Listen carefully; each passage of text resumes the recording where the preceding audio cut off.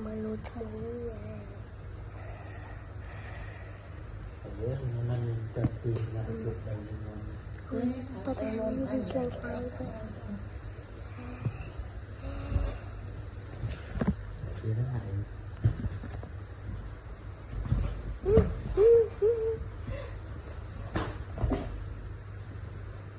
vì bắt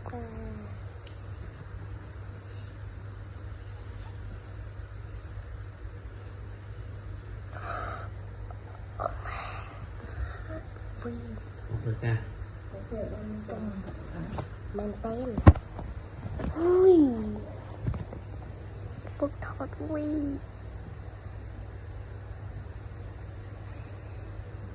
wow vì mang tên